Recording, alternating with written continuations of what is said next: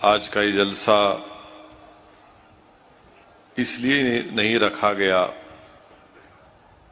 कि हम किसी से अपनी वफादारी का सर्टिफिकेट हासिल करना चाहते हैं। ये जलसा इसलिए मुनक्कद किया गया है कि हम हमारे बुजुर्गों की मेहनत और कुर्बानियों का जश्न मनाएं।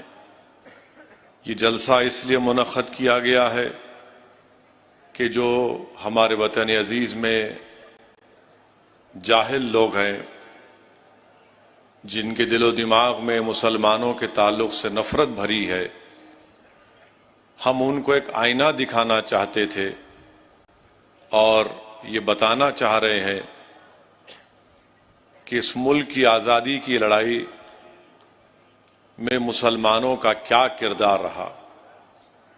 यकीनन 15 अगस्त 47 को वतन अजीज को आज़ादी मिली, मगर क्या सिर्फ 1910 और 20 की जिद्दोजहद से इस मुल्क को आज़ादी मिली? तो इसके लिए तारीख को देखना पड़ेगा। अभी आपने मौज़िज़ उलमा कराम के बसीरत अफरोज खिताबात को सुना। 47 में मुल्क आज़ाद हुआ तो सन 57 में जंग आज़ादी हुई। 1857 से पहले 1757 में भी एक जंग हुई थी, प्लासी की जंग, सिराजुद्दौला की जंग। उससे पहले, उसके बाद 1764 में जंग बक्सर हुई और फिर 1774 में रोहिला की जंग हुई। 1799 में टीपू सुल्तान की शहादत हुई। तो 1799, 1774, 1764, 1757, 1857, फिर 1947, क्योंकि जो कुर्बानी टीपू सुल्तान ने दी उससे लोगों को एक हौसला मिला। रोहिला की जंग हुई, उससे एक हौसला मिला। फिर बक्सर की जंग हुई, फिर प्लासी में सिराजुद्दौला ने अपनी अजीम कुर्बानी को दी। फिर शहीद अहमद सईद बरेली की कुर्बानी, उससे लोगों को हौसला मिला। तो 47 में हमको आजादी मिली। तो अगर हम ये कहेंगे कि नहीं, सिर्फ 1920 से ही हम देखेंगे मुल्क की आजादी की जद्दोजहद हुई, हमारे अजीम मुजाहिदीन ने कुर्बानी दी, यकीनन उन्होंने कुर्बानी दी, इसके कोई इनकार नहीं कर सकता। मगर क्या हम भूल जाएंगे सिराजुद्दौला की कुर्बानी को? क्या हम भूल जाएंगे बक्सर की जंग में जो लोग शहीद हुए? क्या हम भूल जाएंगे रोहिला की जो जंग हुई थी? मेरे अजीज दोस्तों और बुजुर्गों, इसीलिए हम तमाम को ये याद रखना जरूरी है। दूसरी बात यह है कि अभी हमने सुना कि अल्लामा फजल खैराबादी की कुर्बानी। हैदराबाद में मक्का मस्जिद के इमाम थे मौलवी अलाउद्दीन रहमतुल्लाह अलैह। चीमा खान को औरंगाबाद से पकड़कर अंग्रेजों ने लाया था, क्योंकि चीमा खान ने कहा कि मैं अंग्रेजों का साथ नहीं दूंगा। उसके खिलाफ मौलवी अलाउद्दीन रहमतुल्लाह अलैह मक्का मस्जिद में जिहाद के ऊपर खुतबा दिया और वहां से जुलूस निकला तुर्रेबाज खां के साथ। जो मौजूदा वुमेन्स कॉलेज है, रेजिडेंसी, अंग्रेजों की रेजिडेंसी थी, वहां पर एक बेहतरीन एहतजाज हुआ, गोलियां चली। मौलवी इस्माइल रहमतुल्लाह अलैह जख्मी हुए। गिरफ्तार करके मौलवी अलाउद्दीन को काला पानी लेकर गए। तो पहला काला पानी अंडमान में जो शख्स गया वो हैदराबादी था। 30 साल मौलवी अलाउद्दीन रहमतुल्लाह अलैह काला पानी की सजा काटे, वहीं पर उनका इंतकाल हो गया। तुर्रेबाज खां को जब काला पानी लेकर जा रहे थे तो तुर्रेबाज खान भाग गए निकल के। तो तूपरान के पास तुर्रेबाज खान को अंग्रेजों ने पकड़कर, सालार जंग का बहुत बड़ा रोल रहा तुर्रेबाज खान की गिरफ्तारी में, और उनको गोली मारकर रेजिडेंसी के सामने कई दिन तक लाश को लटका दिया गया था। तो इसीलिए हैदराबाद में बोलते बड़ा तुरम खां बन रहा। हाँ, हम बड़े तुरम खान हैं।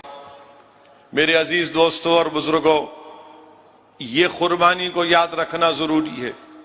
वहीं पर हमने सुना मौलाना फजल खैराबादी, तो हमको सैयद अहमदुल्ला शाह मद्रासी की कुर्बानी को भी याद रखना पड़ेगा। ये मद्रास के थे, जुनूबी हिंदुस्तान के थे, मगर जब यहां से निकले तो शुमाली हिंद में उन्होंने तूफान मचा दिया। और ये लोग मुत्तकी परहेजगार लोग थे। किताबों में आया कि सैयद अहमदुल्ला शाह रहमतुल्लाह अलैह जब अपने पीरो मुर्शिद हजरत महराब शाह कलंदरी कादरी से खिलाफत लिए, कादरी सिलसिले में, तो आपके पीरो मुर्शिद ने आपसे अहद लिया।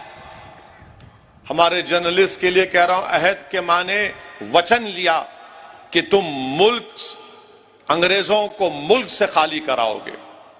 तो उनके पीर ने उनको अपनी खिलाफत दी कादरी सिलसिले की और कहा कि अहमदुल्ला, तुम मुझसे अहद करो, वचन दो कि तुम मुल्क को अंग्रेजों से आजाद करवाओगे। ये थे अहमदुल्ला। और लखनऊ में जंग हुई, रोहेला में जंग हुई, हर जगह अहमदुल्ला नजर आते थे। कोई आर्मी के नहीं थे, कोई मगर दिमाग इतना तेज था सैयद अहमदुल्ला शाह का कि अंग्रेज परेशान रहते थे।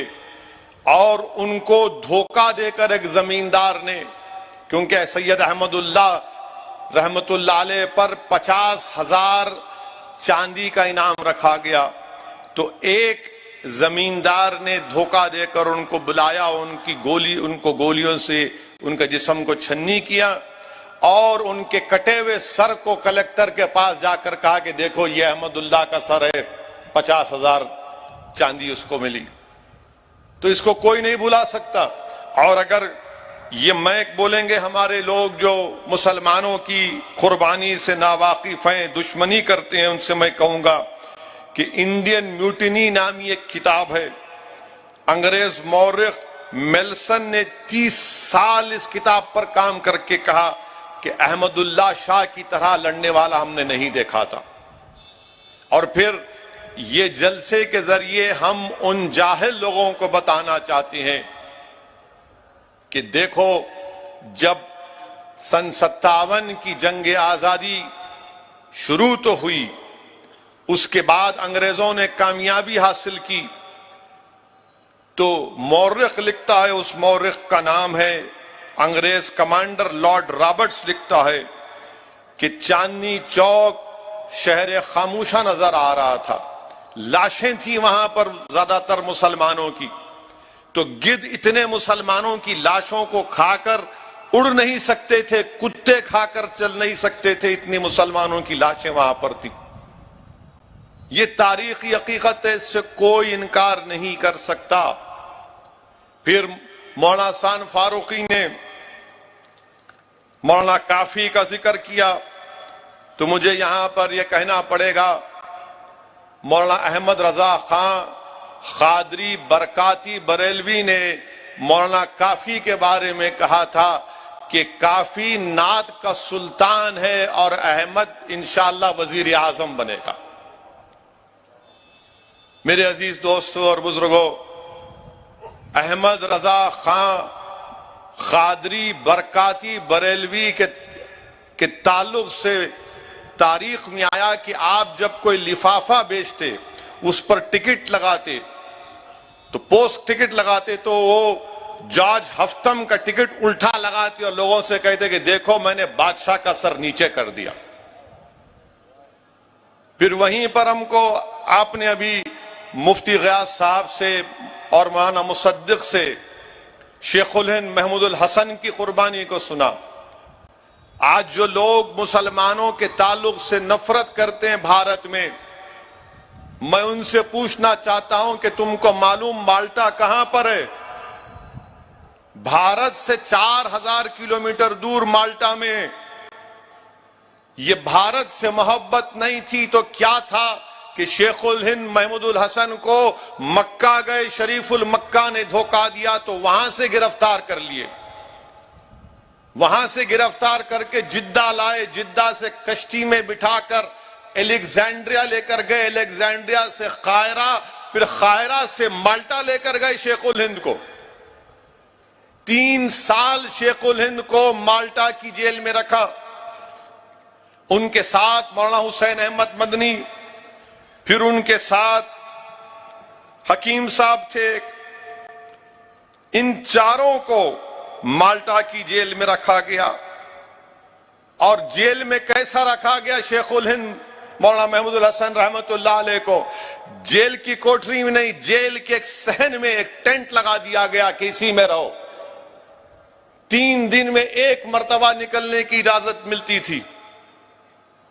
आप सोचिए कि कोई टेंट में रह सकता है और 3 दिन में 1 मर्तबा टहलिए, फिर बाद में उसको थोड़ी नरमी पैदा हुई। 3 साल शेखुल हिंद महमूदुल हसन को माल्टा की जेल में रखा गया। मेरे अजीज दोस्तों और बुजुर्गों, आज भी भारत से माल्टा को डायरेक्ट फ्लाइट नहीं है, आज भी डायरेक्ट फ्लाइट नहीं है। 3 साल शेखुल हिंद महमूदुल हसन माल्टा की जेल में थे, भारत की मोहब्बत में थे। हुसैन अहमद मदनी रहमतुल्लाह अलैह के साथ मेरे अजीज दोस्तों और बुजुर्गों, हमने सुना कि हाजी इमदादुल्लाह महाजिर मक्की रहमतुल्लाह अलैह जो बानिए जामे निजामिया के पीरो मुर्शिद भी हैं और उस्ताद भी हैं, शामली और थाने में हाजी इमदादुल्लाह महाजिर मक्की रहमतुल्लाह अलैह उन उलमाओं के साथ, मौलाना रशीद अहमद गंगोही, मौलाना कासिम नानतवी के साथ सिर्फ 1 तोप, चंद बंदूकें, आपने शामली को बचाया, अंग्रेजों को हराया था। एक अंग्रेज मौरिख, बल्कि एक खातून अंग्रेज की किताब मैंने पढ़ी जिसमें लिखा कि एक मर्तबा जब जंग बाद में अंग्रेज बड़ी तैयारी से आए तो हाजी इमदादुल्लाह महाजिर मक्की रहमतुल्लाह अलैह पीछे हटे तो किसी एक अस्तबल में जाकर छुपना पड़ा।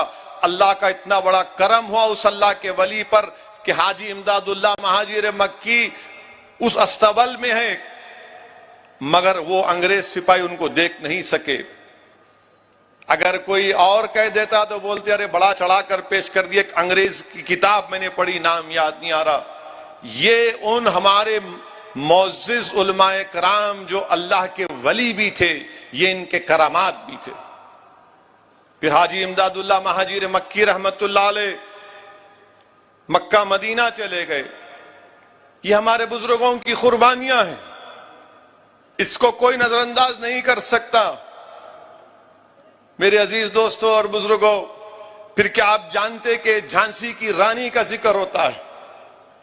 झांसी की रानी का जिक्र होता है, मगर कोई आपको यह नहीं कहता कि झांसी की रानी के साथ खुदा बख्श कौन था, गुलाम गौस खां कौन थे, तोप के इंचार्ज गुलाम गौस खां, फौज के इंचार्ज खुदा बख्श झांसी की रानी के साथ।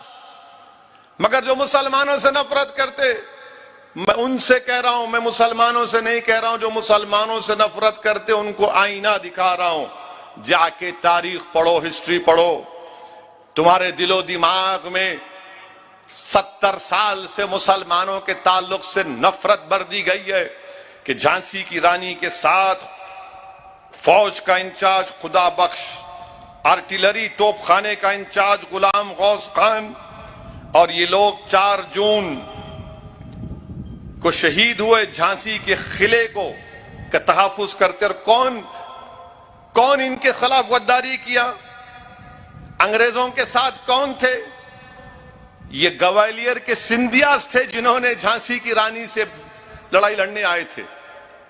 और झांसी की रानी के साथ जो एक हमेशा एक खातून महिला साथ रहती थी, वो क्या हिंदू थी? नहीं, वो मुसलमान थी। क्या नाम था उसका? मंजर नाम था उसका। कोटा की सराय में झांसी की रानी के साथ वो भी शहीद हो गई। ये बताना जरूरी है, ये बोलना जरूरी है, इन लोगों को आईना दिखाना जरूरी है, वरना तो ये सिर्फ नफरत फैला रहे हैं मुसलमानों के ताल्लुक से। मेरे अजीज दोस्तों और बुजुर्गों, फिर वहीं पर आप देखेंगे कि मौजूदा हरियाणा है, बहादुर शाह जफर ने खुद मुख्तारी का ऐलान किया अल्लामा फजल खैराबादी के फतवे के बाद, और अल्लामा फजल खैराबादी दिल्ली की जामा मस्जिद में खड़े होकर अंग्रेजों के खिलाफ जिहाद का फतवा दिए थे। और उस वक्त जुमे की हर नमाज के बाद यह ऐलान होता मुसलमानों से कि जिहाद करो अंग्रेजों के खिलाफ, जिहाद करो अंग्रेजों के खिलाफ। तो हरियाणा का हिस्सा जो अब मौजूदा हरियाणा, वहां पर बहादुर शाह जफर ने जिम्मेदारी दी दो लोगों को, एक हुकुम जैन को और मुनीर बेग को। ये बेहतरीन मैथमेटिक्स पढ़ाने वाले थे, बेहतरीन जबान बोलते थे। हुकुम चंद और मुनीर बेग, इन दोनों को जिम्मेदारी दी गई। अंग्रेजों से मुकाबला किया, बाद में शिकस्त हुई। तो अंग्रेजों ने क्या किया था, हुकुम चंद को और मुनीर बेग को एक ही दरख्त के एक ही डाली पर इनको लटकाकर फांसी दे दी।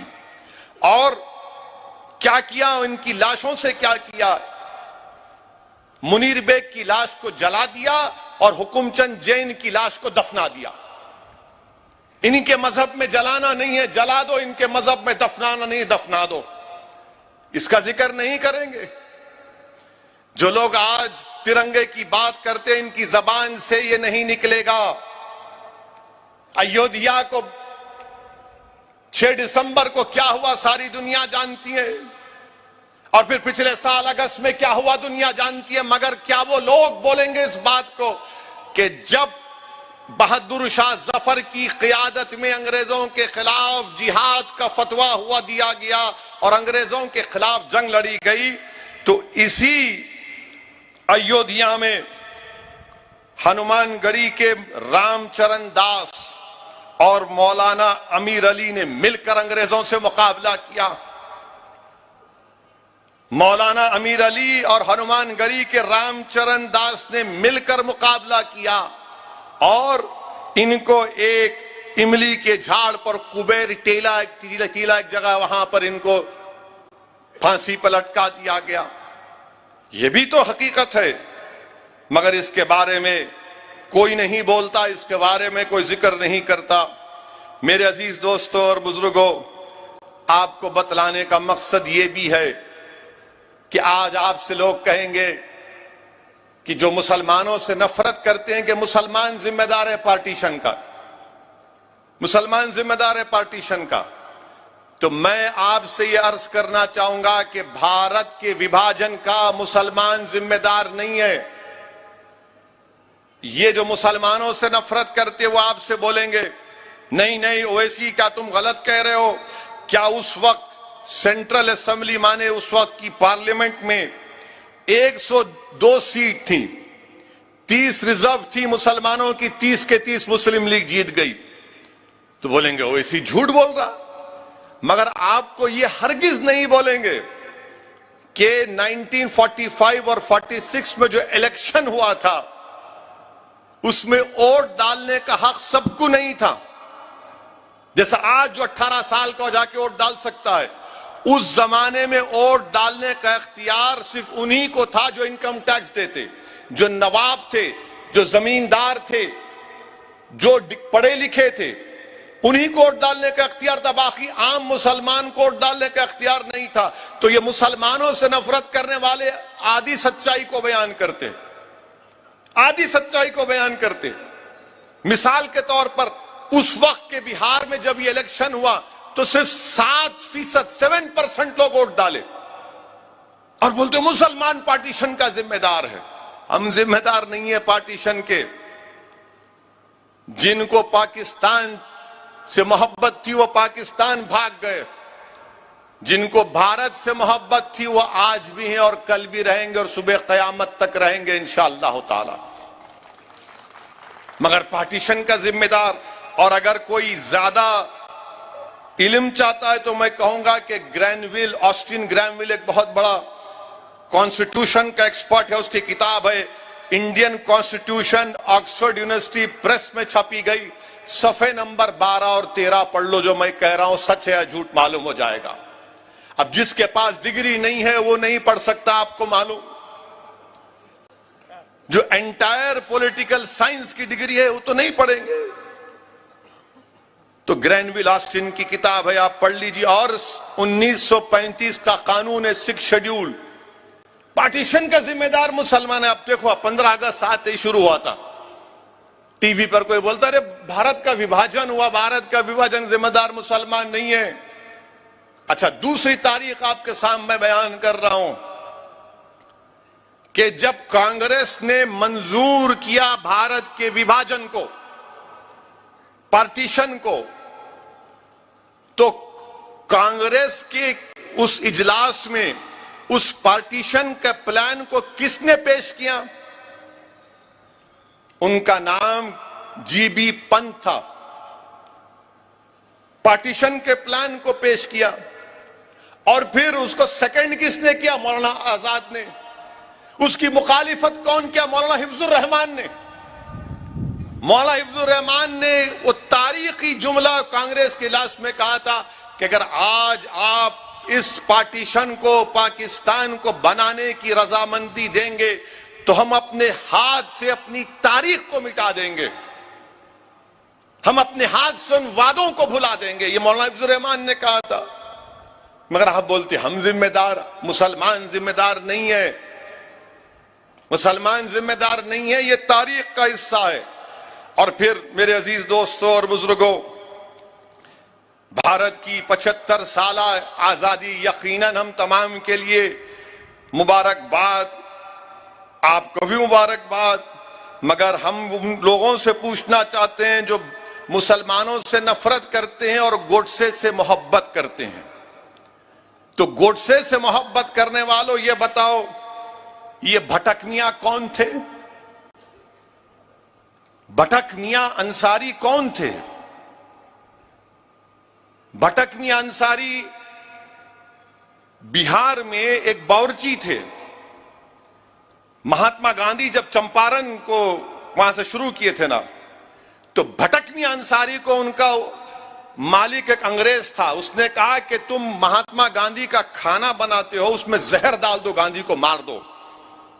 तो भटक मियां ने जाकर गांधी के सामने रोकर कहा कि बापू खाना मत खाओ, इसमें जहर मिला हुआ है।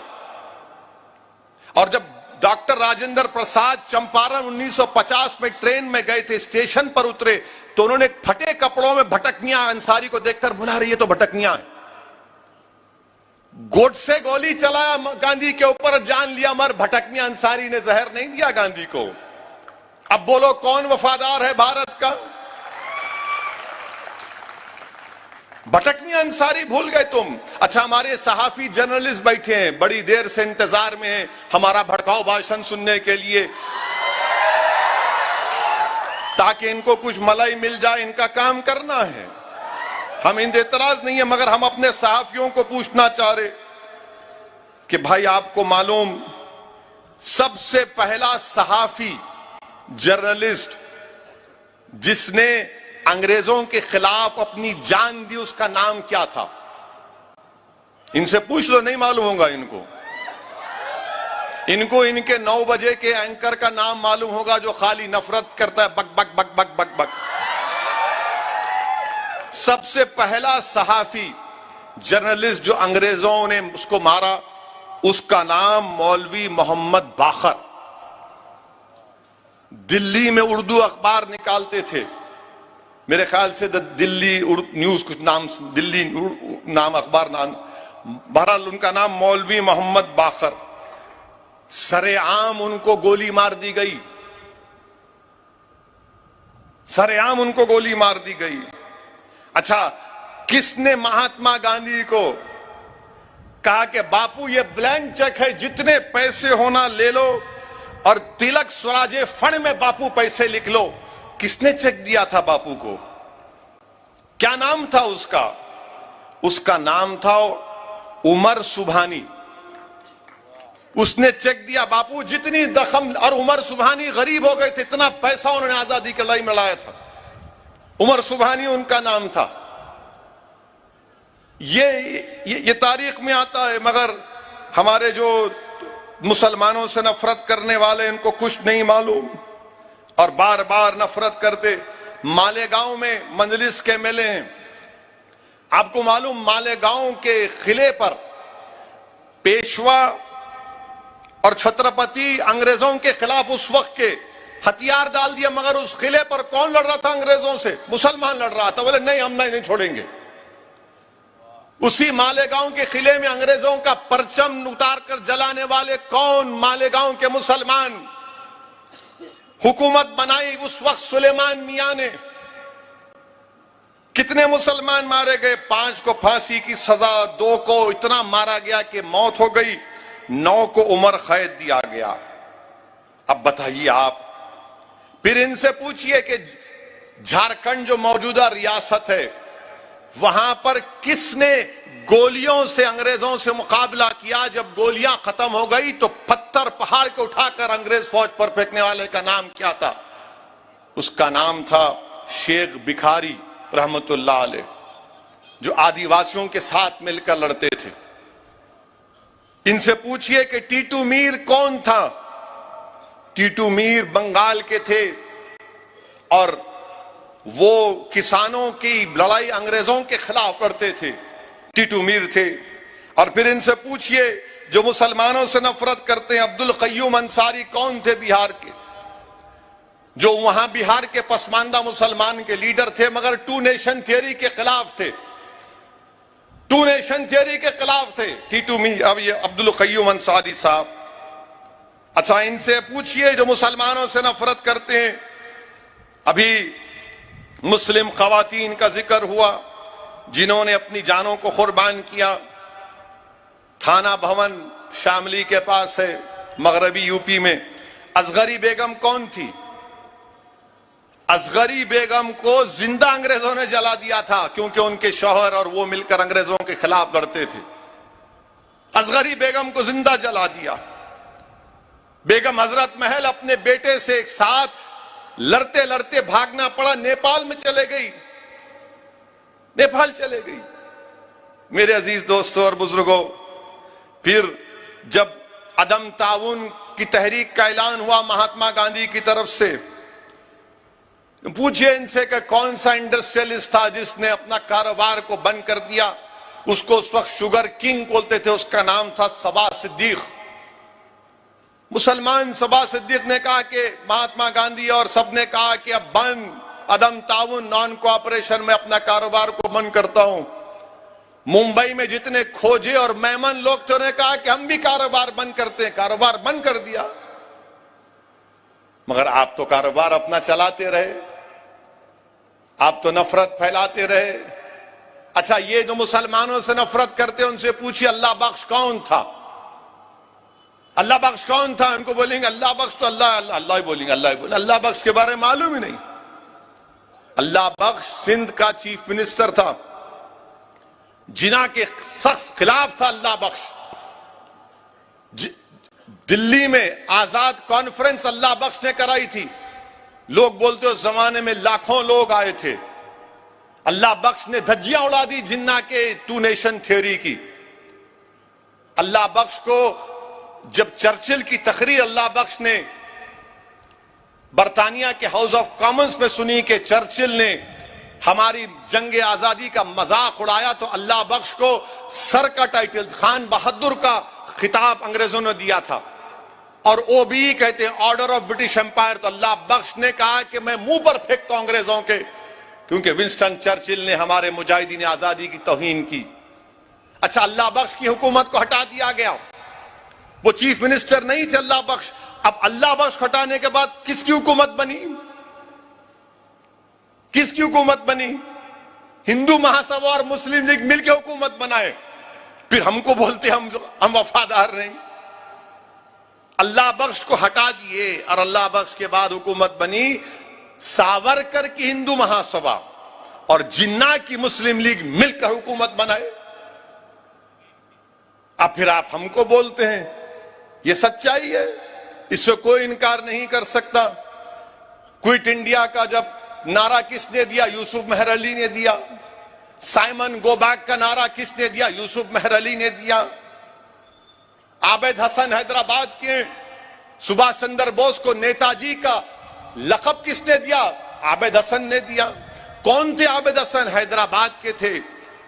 नासिक में जाकर उन्होंने, अंग्रेजों के कंट्रोल में एक ऑयल की रिफाइनरी थी, तो आबिद हसन उसको जलाना चाहते थे, गिरफ्तार हुए।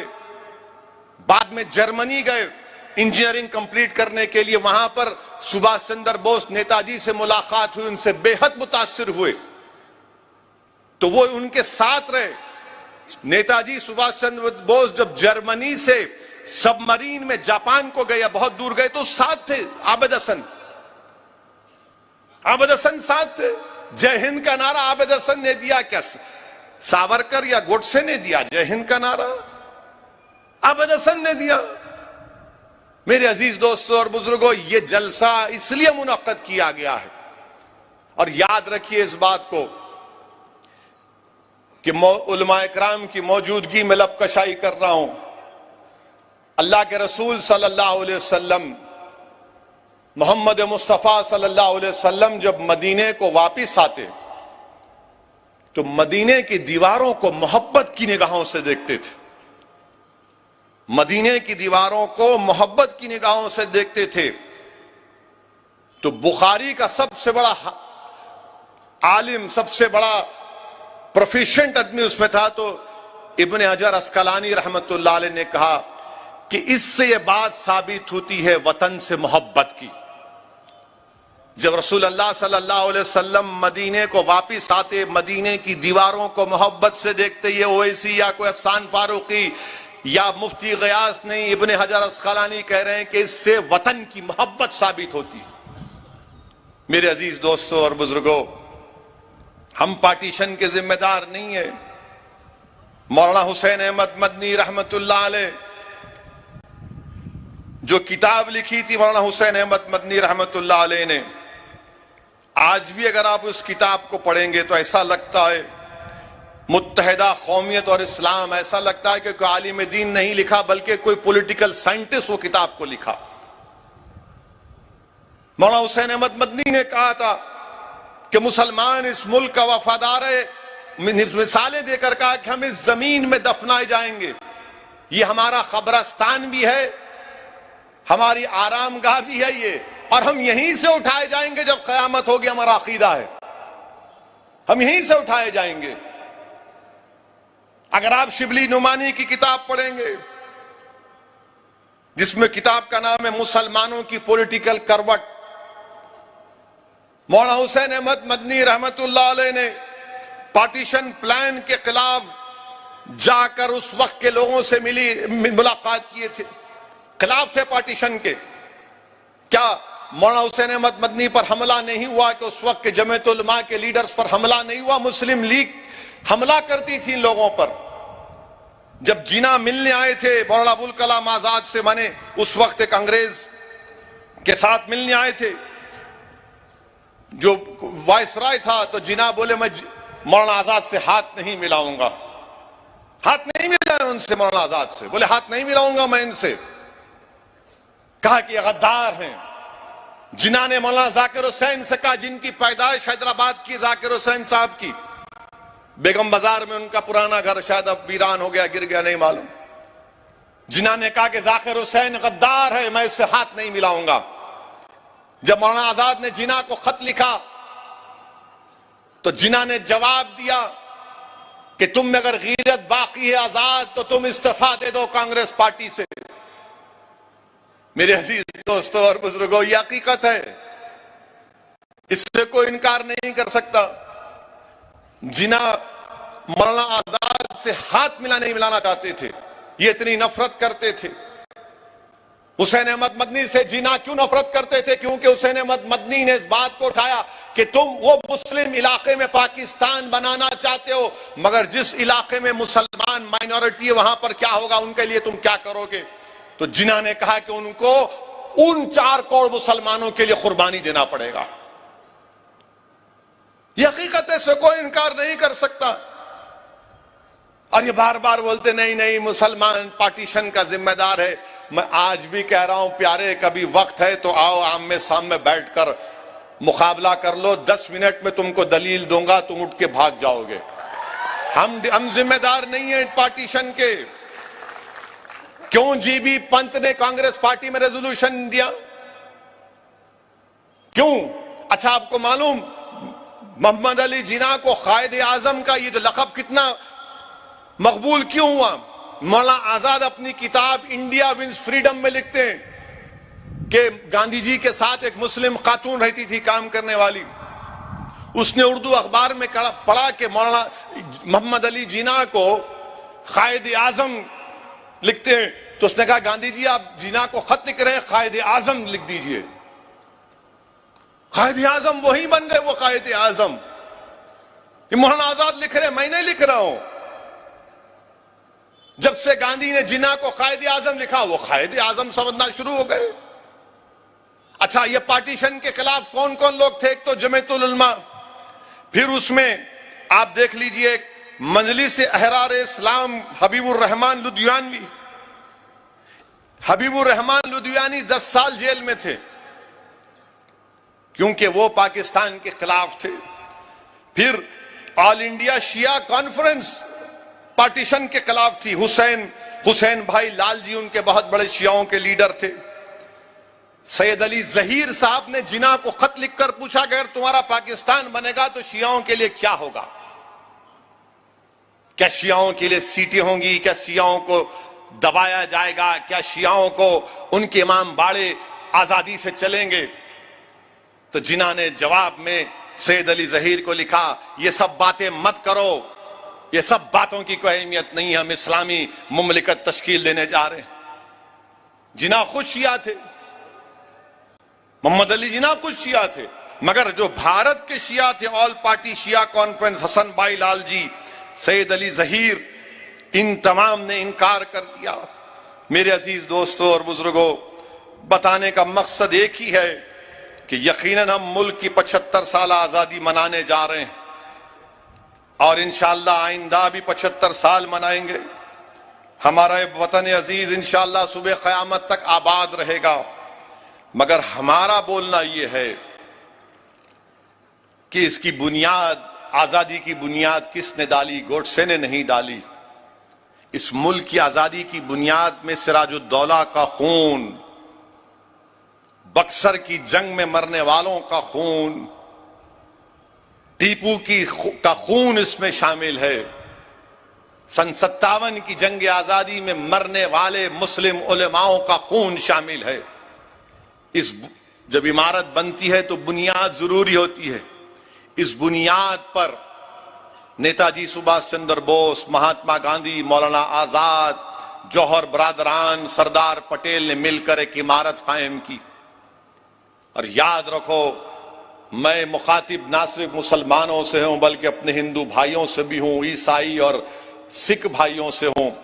याद रखो, बुनियाद तो बन गई, इमारत तो खड़ी हो गई, मगर याद रखो इस इमारत के ऊपर अगर और छत डालना है, इस इमारत को खूबसूरत बनाना है, तो उस इमारत को खूबसूरत बनाए रखने में, उस इमारत को कायम रखने में हमको ईसार और कुर्बानी के मजारे करने पड़ेंगे।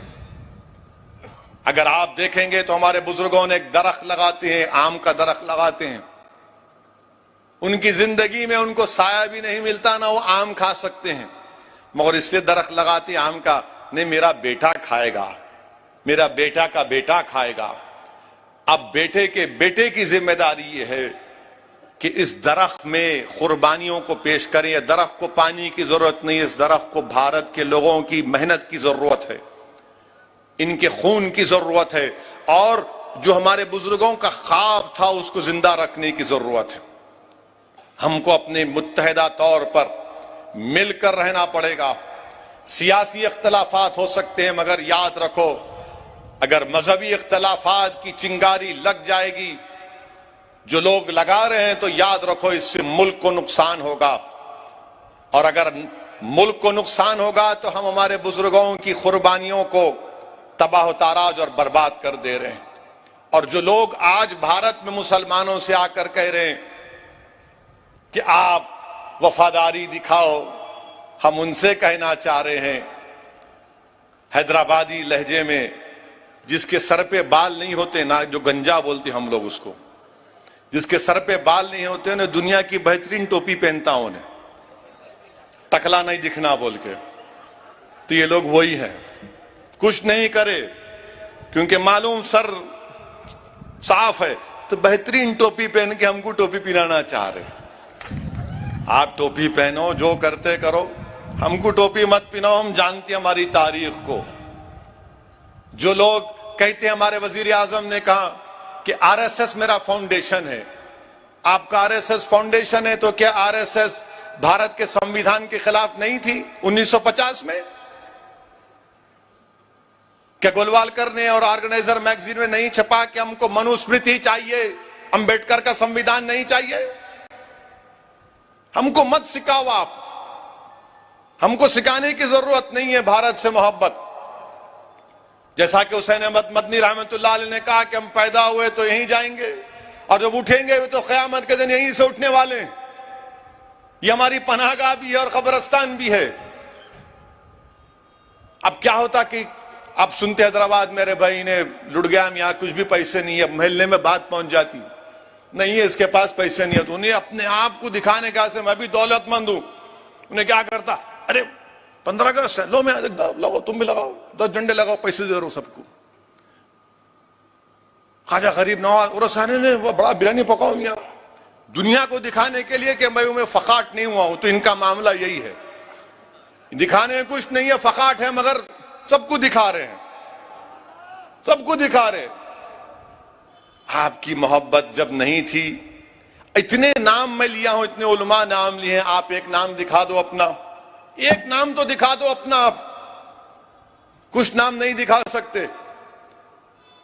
मैं आपसे इसीलिए अपील कर रहा हूं कि नौजवानों को भारत की तारीख पढ़ना जरूरी है।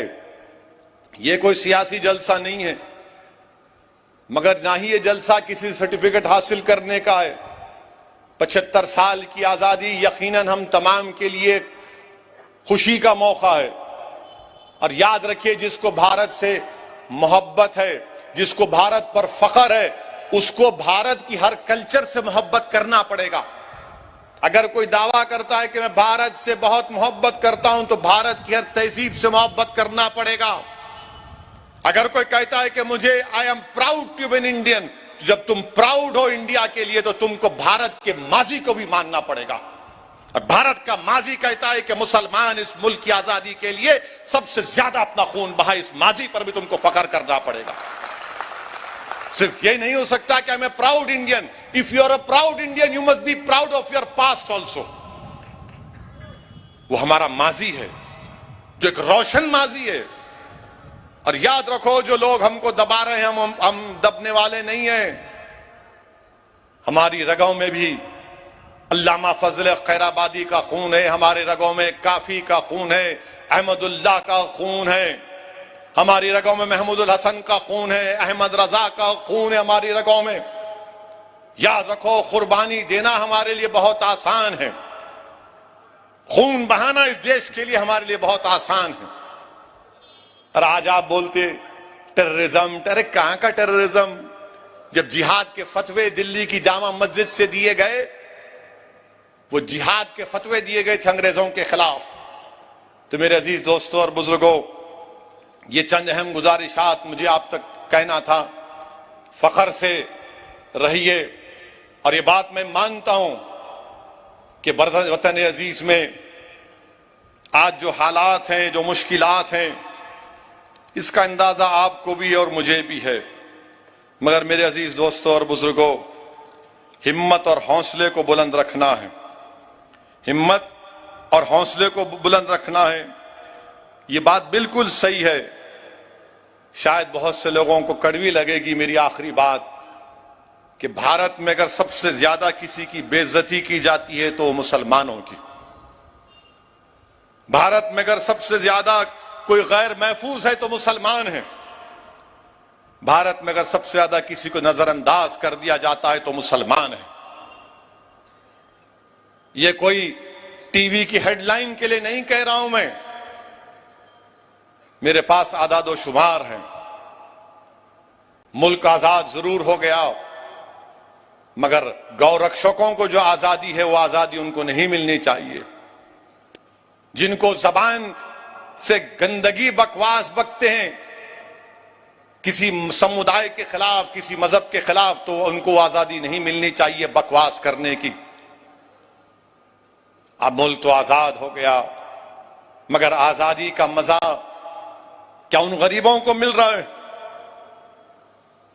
उन बच्चों को मिल रहा है? उन खवातीन को मिल रहा है जो आंगनवाड़ी के टीचर हैं, 4000 की तनख्वाह पे जिंदगी गुजार रहे हैं? वो किसानों को मिल रहा है फायदा कुछ, जिनकी आमदनी कम हो गई?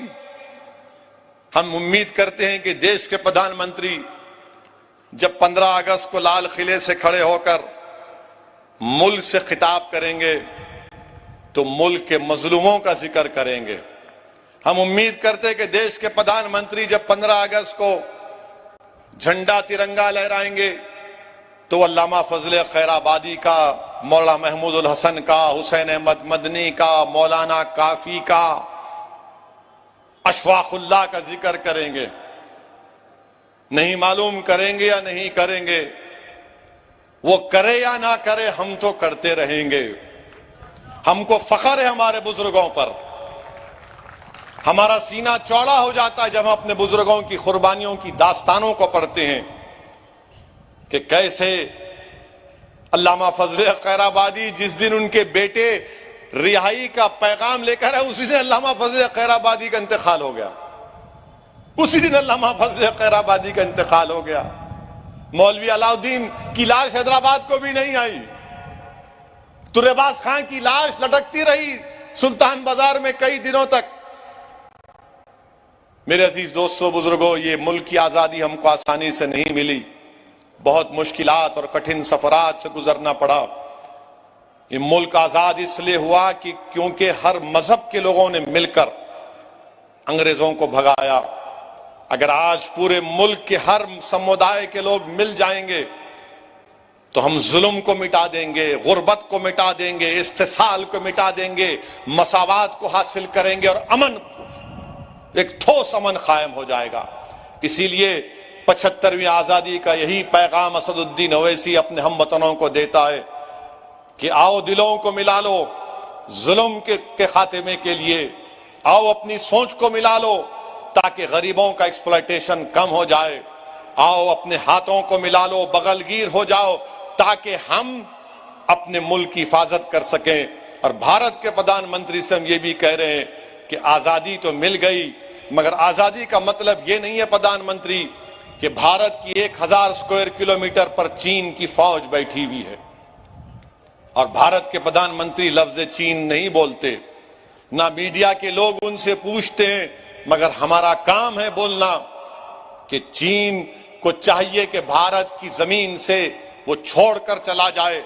जो हॉट स्प्रिंग, डेप्सांग और डेमचाक में चीन बैठा हुआ है, चीन याद रखो, हम वो जज्बे दोबारा दिखा सकते हैं जिस तरह हमारे बुजुर्गों ने अंग्रेजों के खिलाफ जज्बे दिखाए थे। ये सरजमीन हमारी है, ये हमारी मुबारक सरजमीन है। इस मुल्क को मजबूत करने के लिए हर शख्स को मिलकर इस मुल्क को मजबूत बनाना है। बहुत बहुत शुक्रिया।